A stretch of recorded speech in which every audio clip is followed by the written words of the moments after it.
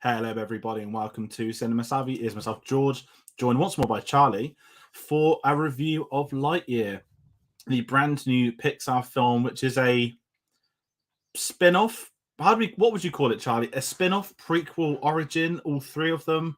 What is Lightyear? It's definitely a prequel. I don't think that's a spoiler. Origin, I guess. But it's like not for any character that we already. Well, it kind of is. It's one of a kind. Yeah, you can imagine it the other way around. Imagine if Disney did a film like Lightyear. It's like, by the way, we're going to now do a trilogy based off. We're going to do a trilogy based on your character, but a toy. Everyone will be like, what? What? I guess it's like Lego Star Wars, but the logic's there. But no, we are, of course, talking Lightyear. We'll get into all that sort of stuff. And if you are new to the channel, please do comment your thoughts on Lightyear. Now, it is out around the world. You can see it in cinemas. It won't be on Disney Plus, probably. I'm going to best guess till maybe mid-August time.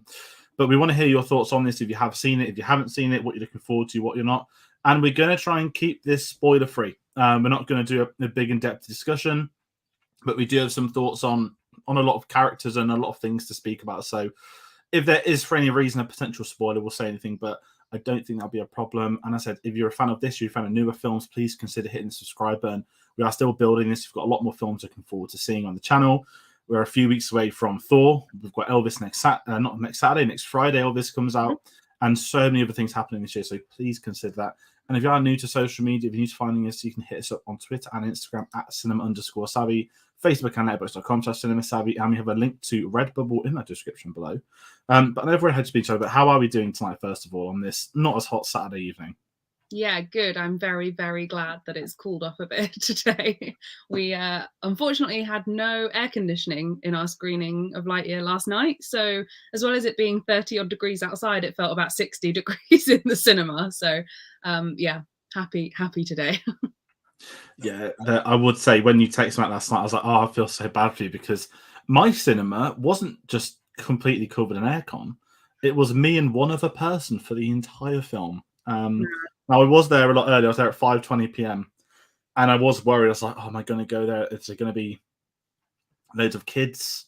It's the first pick. I mean, this is a big thing we can say. This is the first Pixar film at the cinemas since Onward in 2020, which got half a cinematic run anyway. And I remember going to that screening on a Saturday morning. I just stayed at the side.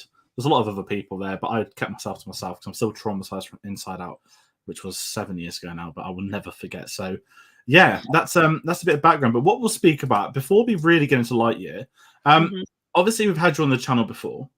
I've been trying to scan them in. I don't think we've had you on for an animated film before, let alone a Disney animated film that is also Pixar. So, not just your thoughts on Pixar, but where do you stand with the Toy Story films? I know we've had a lot of discussion over the years, me and you, but for people at home, were you hyped for this? Are you a fan of Toy Story? I'm very curious about all that kind of stuff. I mean, first of all, it's criminal that I haven't been on for an animated film up until now, because anybody who knows me knows how much I'm obsessed with animation. So I'm very happy that this is my animation debut. Toy Story. Well, I hate to say it, but my favorite Toy Story film is Toy Story 4. I'm very aware that I'm in the minority there. Mostly because ever since I was a child, my favorite character was always Bo Peep. I loved her right from the first film. In fact, it takes me right back to the days of when I used to get Happy Meals as a kid, and I got a Bo Peep toy. I've still got it, and it was just, that was it.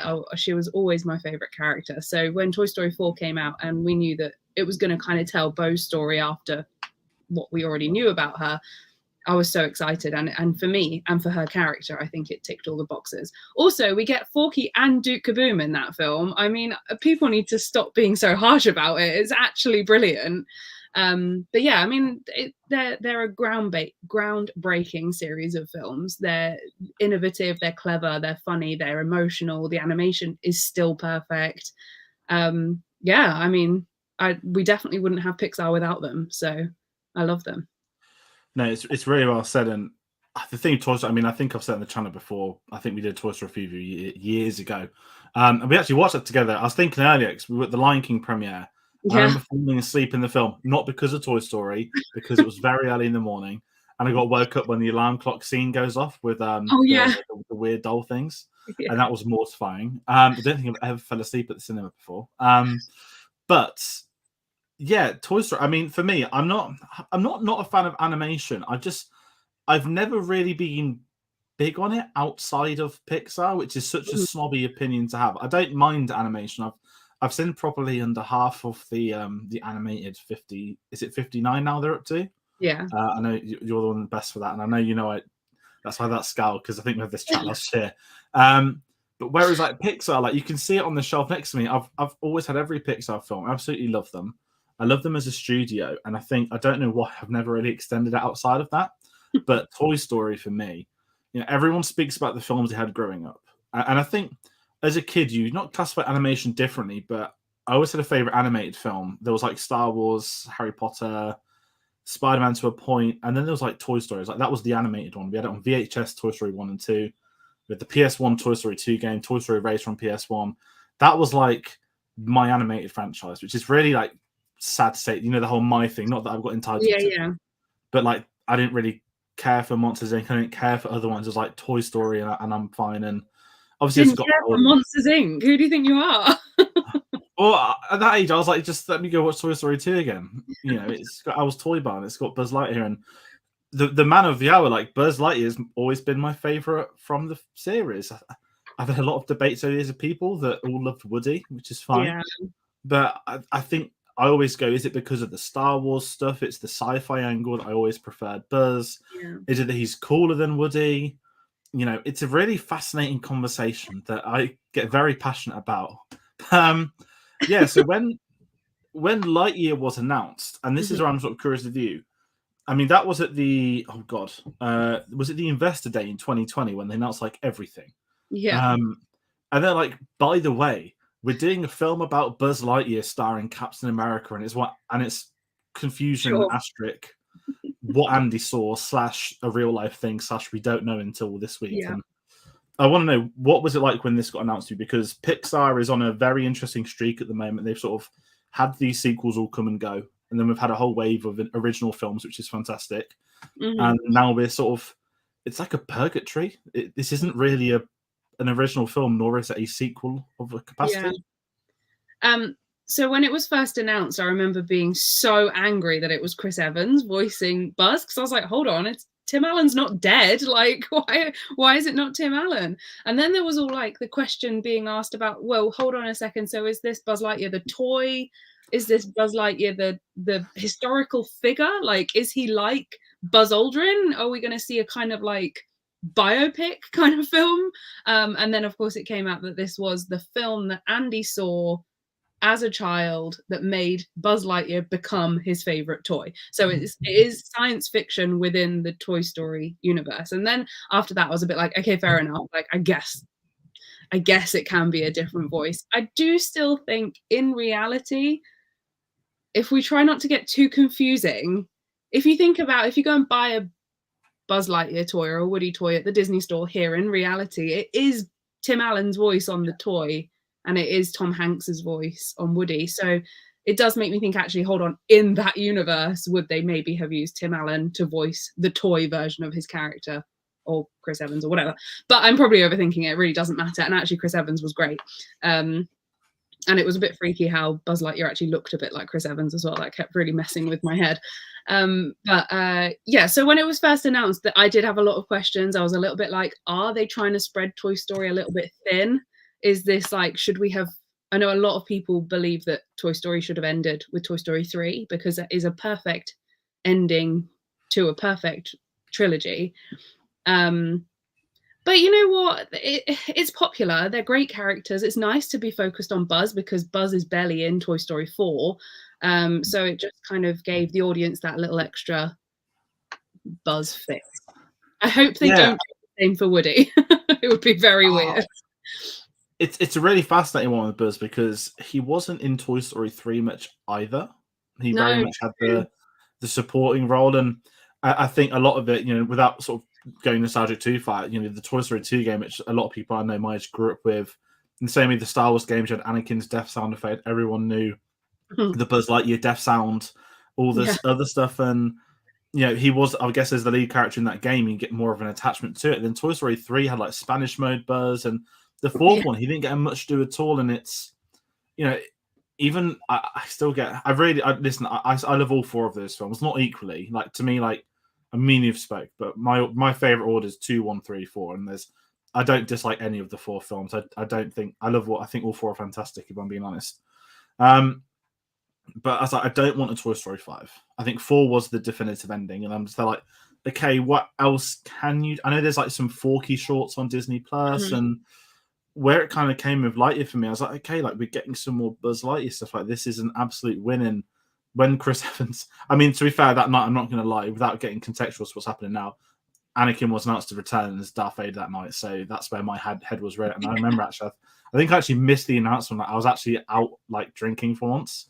And as soon as I found out and got home, I was just completely off the chain. And I was incapable of thinking about anything else. Yeah, and then it was like catching up the next day. I think when we did like a discussion, I was like, "Oh my! Like, there's so much happening." And this one's been the Pixar one that's really stood out to me. And I don't want to sit here comparing it to the last few Pixar films, but when they're original unknown projects, it's hard to not be excited because you were, but to know you're getting a Buzz Lightyear film, it just is a completely different persona going into the film. And with this one, I kind of really enjoyed it. I didn't know what to make of it because me and you spoke a lot recently.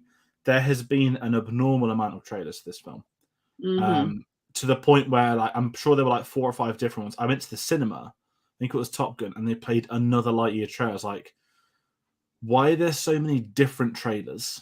And I was a bit not concerned. You hadn't seen the whole film, but I mean, now we've seen the film. We had definitely not seen the whole film. They actually hid quite a lot of it, which was really cool. But it's a really fascinating one. Before I even get into that, I really want to quickly bring up the Tim Allen stuff because I'm not going to rant, but I despise the fact that this has been turned political or far right with Trump supporters and everything. That people are trying to say Disney cancelled Tim Allen for being a Trump supporter. No, I didn't know. As what you said is this is what's done it for me. People try to make out as political because of the Gina Carano stuff, which is good riddance to her.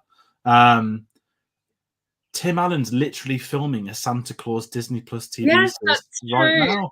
And I'm like, it's not political. It's a conscious filmmaker's choice. And I understand there are genuinely people a bit upset to them. Tim Allen is Buzz, and I kind of follow with that because I will say it's not a criticism, but watching this film, it is like seeing an animated Captain America with a chin in space.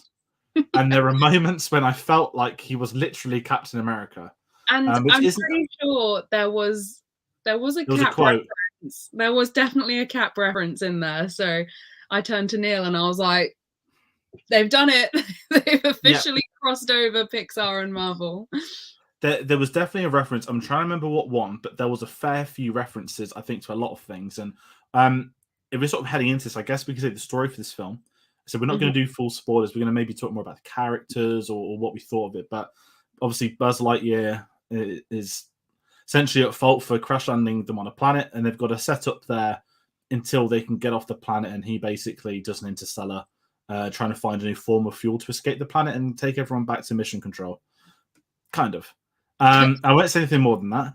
But what surprised me on the get-go, this was like a deep space exploration film. This wasn't I thought we're going to get like a Star Wars type thing. Like, this is Andy's Star Wars, they used to say, and there is a lot of action, but at no point did I watch this and sit there thinking I'm just getting a Pixar version of Star Wars. I was like, this is some kind of old school sci-fi with a bit of a modern twist to it. And I don't know if that's what you thought as well. Yeah, it had the kind of feeling of a sort of sci-fi adventure film from like the 80s or 90s. I mean, not with like the 80s like pop culture, but just the kind of the body of the story, the characters, the kind of quirkiness of it, the fact that there was a really big stake, but it was also quite charming and witty. And I think definitely it kind of reminded me of those kind of films, those kind of sci-fi films that I used to watch as a kid, like Flight of the Navigator and E.T. and all those kind of things. It had that real feel to it for me anyway.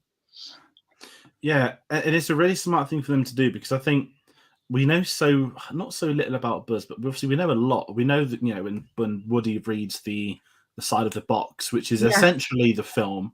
And obviously, it's not a spoiler, but obviously Toy Story 2, there's the whole Emperor's Egg, I'm your father thing. which I guess we can say they don't go into too much. And maybe the logic I'll say with, if anyone has seen it and you're curious about the twists, I will say that is this. My logic is that the game Rex is playing is a sequel to Lightyear. That's all I'm gonna say. Yeah, and they also haven't kept the cartoon series canon, if you want to call it that. Yeah. The Buzz Lightyear of Star Command, which I used to watch as a kid, and yeah, we've all kind of been told to just forget that happened, and that's fine. Yeah. And that goes to the whole voice action debate. Patrick Warburton voiced him in the cartoon show, and I don't know those people crying that it wasn't Tim Allen. But yeah, no, it's a really fascinating thing. I mean, let's talk the main stuff. Let's talk about Buzz. We spoke about Chris Evans already. Mm-hmm. How did you feel with him in the character? Because I'm going to be really blunt, and this isn't really a criticism. I hope it's not read this one.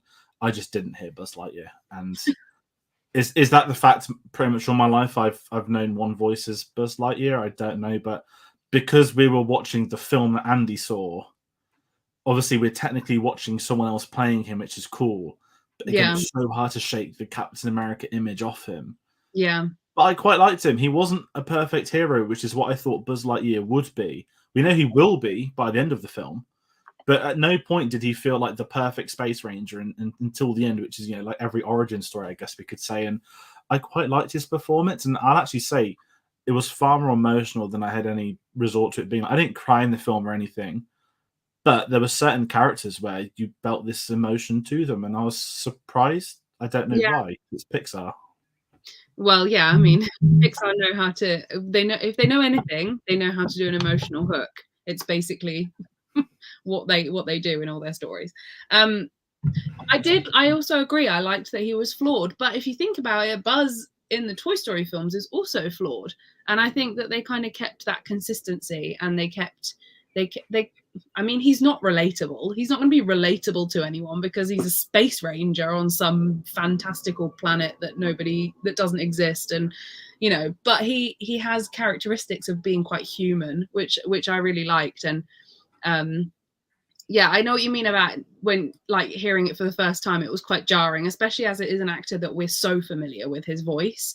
So it's difficult, but I think he did a good job. And maybe, like you say, it was a conscious decision to change it from Tim Allen to somebody else because they wanted to keep Buzz the toy and Buzz Lightyear the Space Ranger separate, and they achieved that. So I think he was great. I think he was fine. And I'm a big Chris Evans fan, so I was just happy that it was him. And as well, if that had been Tim Allen voicing him, I don't think it would match. I don't think you'd get that click because it would sound so differentiated that he's again Pixar but a human but different. Yeah. And there's all that kind of stuff with it. So it's a really fascinating one, the Buzz Lightyear stuff.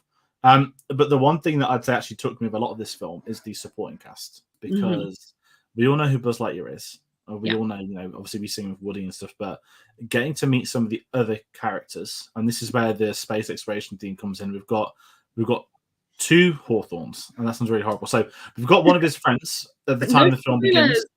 I know this is why it's really hard to do. I think it might have been in the trailer.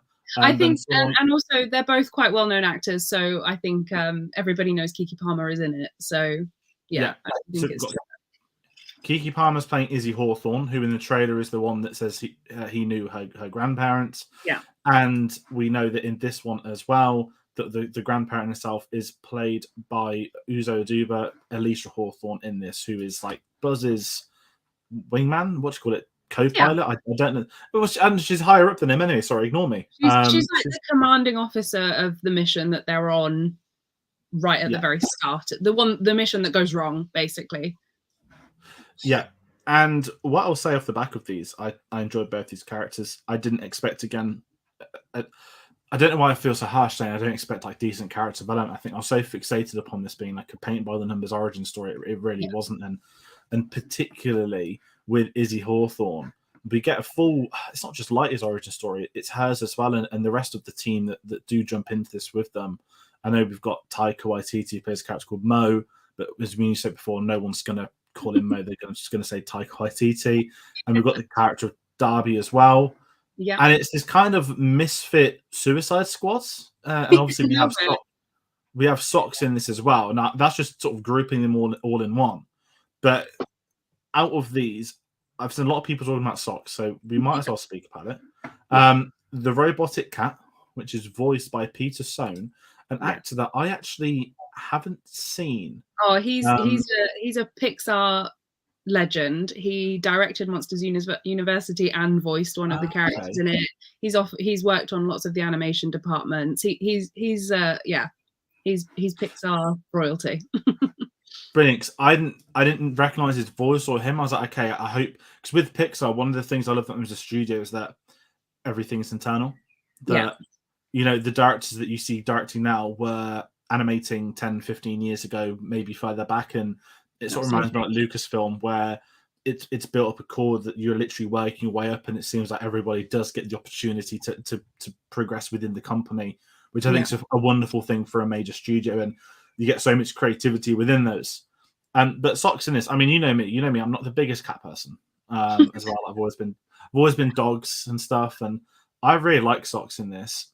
There was something about it for a companion in one of these films where it felt, I don't want to say more adult because kids are going to love it, but it just felt like it's impossible to dislike. It's a Yeah. really simple observation, but it's the helper, the right hand, well, the right hand cat for Buzz, but they're just really fun on their adventures. I don't know. Can you shed better light than me? 'Cause it's a really weird thing to talk about. Yeah, I think Socks brings so much to the story, and there was always the concern going in with this character that he was just going to become another Disney sidekick that was being put in to make money off the merchandise. You know, they've done it a lot in the last sort of maybe 10 years. Frozen 2 was probably the most obvious example because they had a character in that called Bruni who literally brings nothing to the story. He's just incredibly cute and made them a lot of money. And I think there was a little bit of a concern that Socks was just kind of fitting that requirement. But that being said, the people I went with last night, we all discussed this afterwards. Socks was really pivotal to the role, to the plot, sorry. And I think he will bring the adults into the like he'll bring the attention of the adults into it. There was so many funny moments. He's a really witty character. He's really cute. Like he's really well designed. And one thing that we all really found, I don't know if I should say, there's a couple of sound effects used within the film that come from Socks that only adults will find funny because it's such a flashback to the 90s basically, and I thought that was really clever. So yeah, I loved Socks. I really loved Socks, and I think he was probably my favorite character in the whole film. Yeah, I'm trying. I'm just scanning the characters. I think you're right because as great as Buzz is, Hmm. it's very much that lead protagonist role. Whereas like Socks, it brought the best out of the characters around them as well. That Yeah. when you've got characters struggling like he is there, and we get some pivotal moments with Socks as well, and uses of the plot and with Buzz. And I think that's what really works with it is that they didn't just have this character that was just there, and it could Mm. have been a human that played it, but the fact it's not Yeah. made it so much better. And as you said, it is pivotal to the plot of the film Hmm. and brings that comic relief. And the one thing everyone wants with Pixar is comic relief. It's something that you need. You can have the most depressing film in the world, something with the first 15 minutes like Up, Yeah. and then you're still going to get these like incredible characters throughout that are just going to like lift your heart, which is what these films are all about, if I'm being honest. And with that being said, do we want to speak a little bit about the villain of the piece, Emperor Zurg, who was Can one of we? my favorite. Oh, we can. We can talk. I mean, everyone knows Zurg's Buzz's father in Toy Story 2, right? So that's fine. And obviously, we're going to keep this spoiler free if you have seen it. But I'm not going to lie. This is probably my not least favorite part of the film. But Emperor Zurg to me is just one of the cool. I actually had the original Toy Story 2 Emperor Zurg toy. It's in my Nice. garage. And it's really not in a weird side quest, but you know, when like Google's been tracking what you've been Googling and watching recently. Hmm. It keeps trying to get me on Facebook to join Toy Story collecting Facebook groups.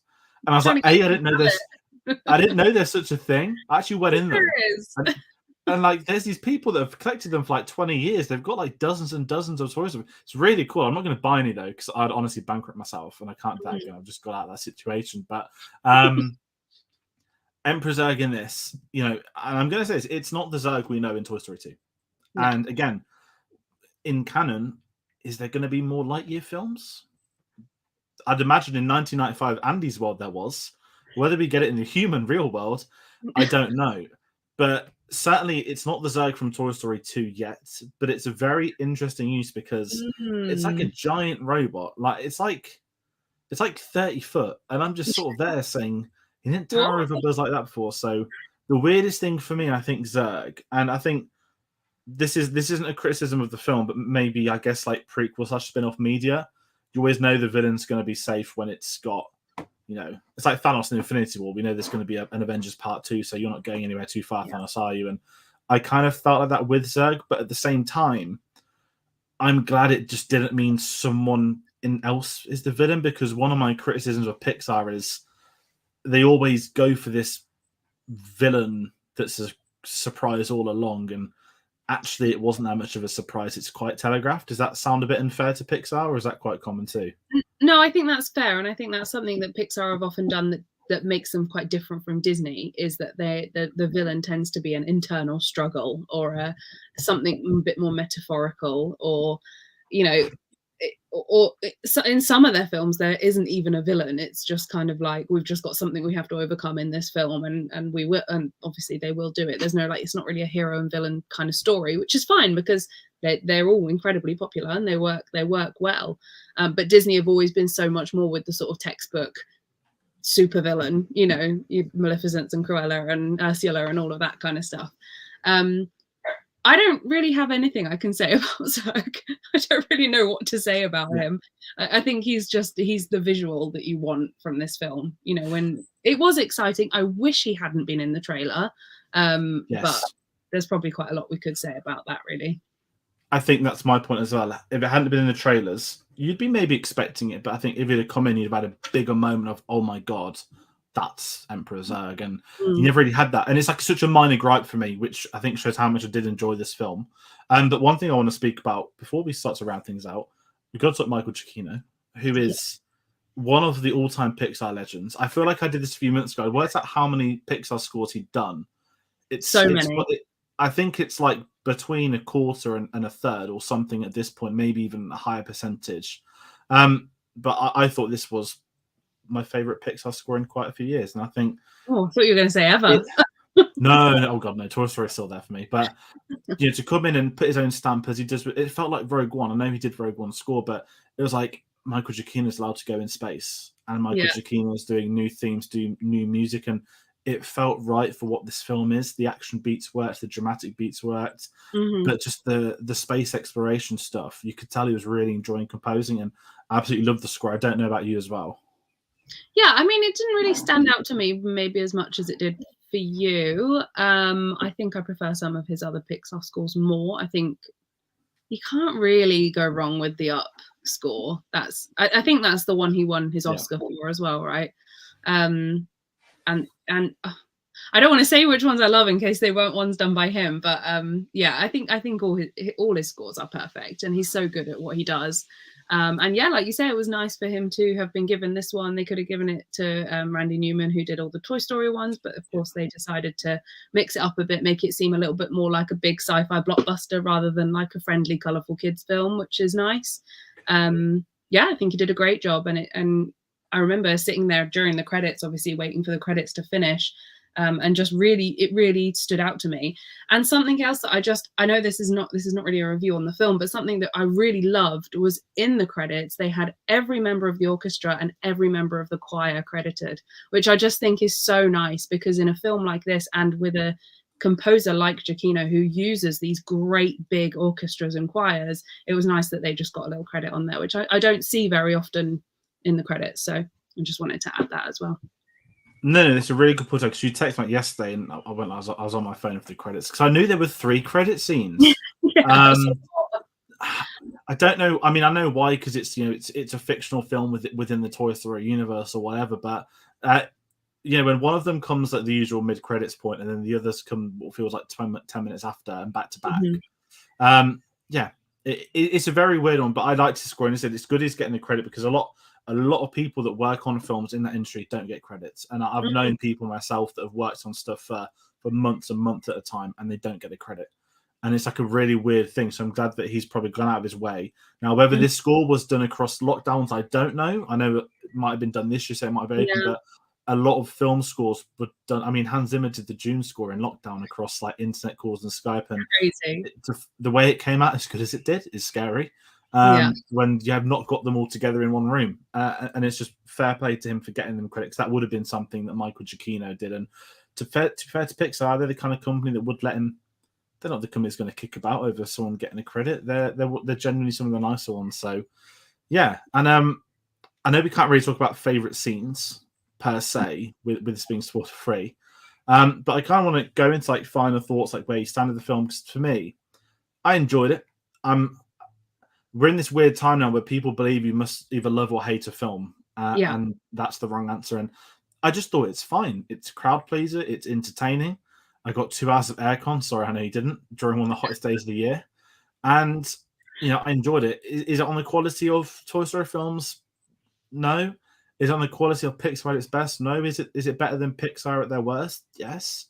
I thought it was fine. And there's nothing wrong with a film that is fine, Will I see it again? Probably not at the cinema, although I found out my older sister seen all the Toy Story films this week, which surprised me. It's getting used to that Disney Plus membership. But I don't know. I'm quite neutral on it because I did enjoy it and I had a fun time with it. But at the same time, we're in blockbuster season. There's so much stuff happening, and I'm just excited that I liked it because I couldn't imagine living in a world where I dislike a Toy Story related film. Yeah, I really liked it. I think I gave it 4.5 stars, which is probably too high for most people, but I found it incredibly entertaining. And also being such a huge fan of animation, animated films for me are massively, I rate them based on the quality of the animation. And I mean, Pixar in terms of CGI animation is just the best of the best. It's absolutely phenomenal. And to think that when you go to see this film, you're likely to see trailers for DC Super Pets and Minions, and then you see the CGI animation for Lightyear, and it's just like, okay, this is how you do CGI. Like it's beautiful. It really is a beautiful film.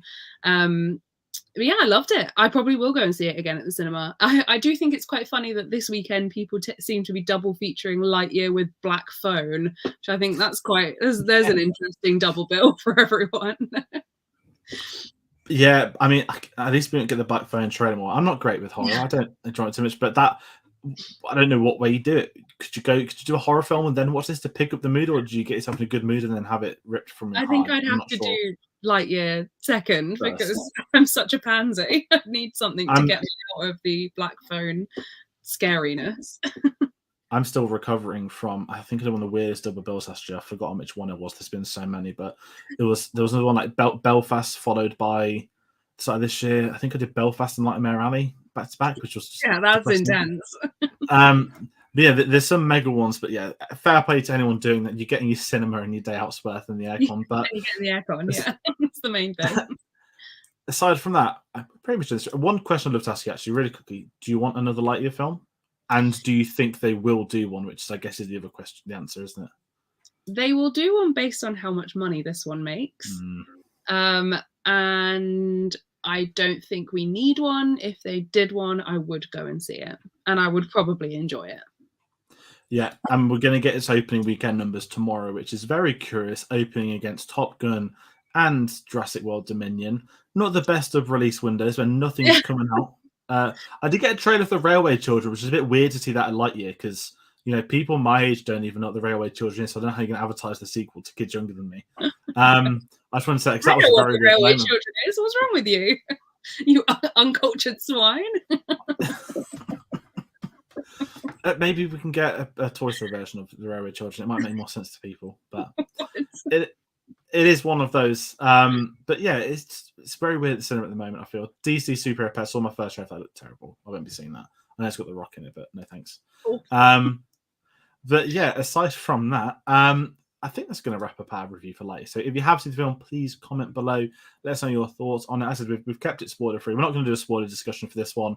As I said, we are doing aiming for shorter reviews when they're spoiler free. And if you haven't seen it and you've been able to check the review out, we appreciate that. And if you have seen it, let us know after. As usual, if you want to go and spoil us, drop us a DM on our Twitter. Maybe we'll be more active to reply to that sort of stuff there. That's Twitter @cinema_savvy. The same on Instagram. then Facebook and letterboxd.com/cinemasavvy. A link to Redbubble where you can pick up some merch in that description below. And we need everyone to go follow Charlie as well at FunnyOldWorldX on Twitter. We can find you on there. What films have you been watching today? I know you've been tweeting a few of them as well.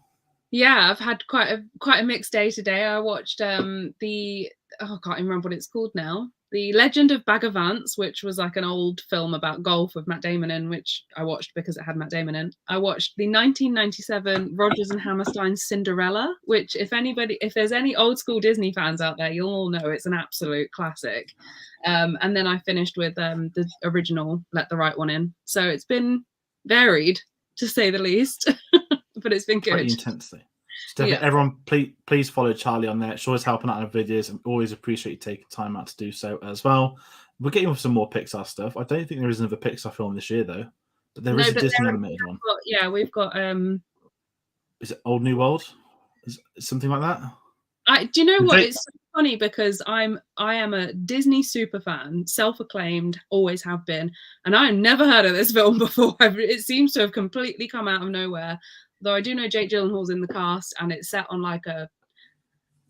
And Dennis Quaid, which means we get a reunion from the day after tomorrow. True. Oh, I hope they're playing father and son. That'd be amazing. It's called? It's called like the lost. It's not. There can't be the lost. Is it? So it's something world. Something world. Maybe. Like I'm sure we'll talk about it when it comes out. Yeah. Probably November. Disney always do the November slot, so that will be around about then. And if you're a fan of other stuff, if you're a fan of Disney itself, then we've got some great Disney IP to talk about for all the hardcore Disney fans. Obi-Wan Kenobi finishes this Wednesday. Sad times. It's already all over. I'm going to cry. Wednesday, 22nd of June. We'll be live at 8 p.m. on the dot, as we have been. We've got 4 people lined up. We're going to be bringing everyone on that's jumped on these spoiler discussions with us. And I'm not getting any hopes up, but if it also changes because they've grown a pair and they're going to do a screening in London for us, like Australia and Canada. Don't expect them to, but as you can tell, I'm not too happy that other countries are getting to see it at the cinema and not us. So, if anything did happen, you can find me ranting on my Twitter at Aldridge96_FC. And also, of course, in the Steven Spielberg retrospective. So, our review for Indiana Jones and the Last Crusade will premiere this Tuesday. That's been pre-recorded. Tom Butler and Tom Woods joining me on that one with more details on our social medias. But that was an incredible discussion. So if you're a fan of Indiana Jones, do stick around, and we've got a lot more Spielberg stuff on the way. But that is going to do everything on tonight's review. Thank you all for watching, Charlie for jumping on, and we'll be sure to see you on the next one. Take care.